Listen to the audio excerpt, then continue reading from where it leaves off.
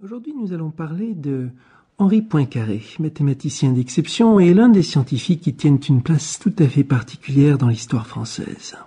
Et on va placer cette conférence sous le signe de l'une des citations les plus célèbres de Poincaré, celle qui a été replacée sur sa tombe à l'occasion du centenaire de sa disparition, en 2012. Cette citation qui nous parle d'un sujet que Poincaré aimait tant, la pensée humaine, l'inspiration. La pensée n'est qu'un éclair au milieu d'une longue nuit, nous dit Poincaré, mais c'est cet éclair qui est tout. Pour un scientifique, pour quelqu'un qui est habitué à vivre du résultat de son inspiration, à la fois ténue, modeste dans ses effets et plus précieuse que tout, c'est une citation très inspirante. Parlons pour commencer de Poincaré, tant que sa biographie, quelques jalons dans sa longue vie. Longue vie de scientifique. Pas tellement longue vie en tant qu'être humain, puisque Poincaré décède un peu avant 60 ans.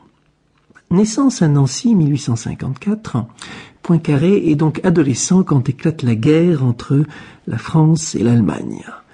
Il est témoin de près des horreurs de la guerre. Il apprend également la culture allemande, il apprend la langue, et toute sa vie, comme toute sa génération, il sera marqué par cette question de la France occupée, perdue. Et le fait que l'affrontement semble inévitable, ça ne l'empêchera pas d'avoir une correspondance intellectuelle extrêmement féconde avec ses collègues allemands, également source de rebondissements considérables. En tout cas, 1873, le jeune Henri Poincaré entre à l'école polytechnique, dont il est brillamment major de promotion.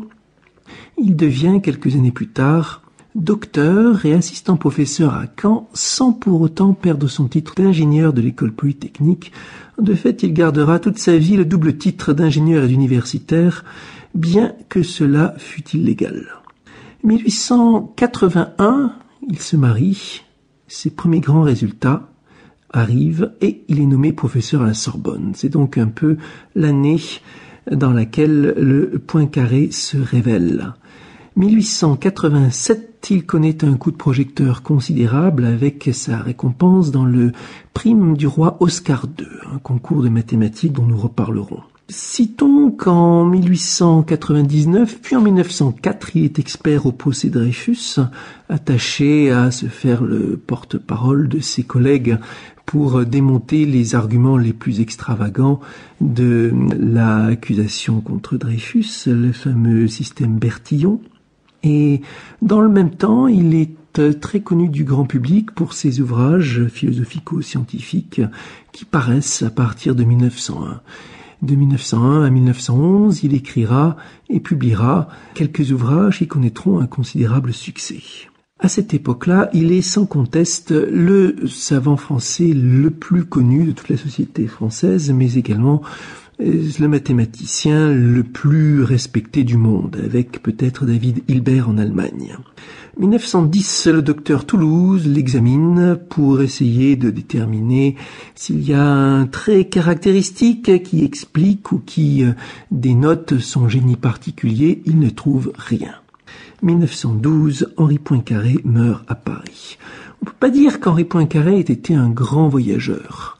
Entre Nancy, Caen et Paris, c'est l'essentiel de son horizon en termes professionnels. On ne peut pas dire non plus qu'Henri Poincaré, quand on voit les portraits de l'époque, frappe par sa force physique ou par sa vivacité. C'est le profil du bon bourgeois, replé, myope, avec le cœur politique bien ancré à droite.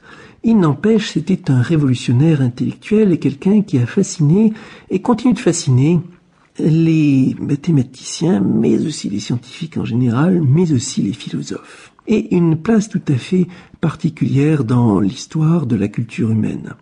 Ne pas confondre Henri Poincaré avec son cousin Raymond Poincaré, la confusion est très fréquente.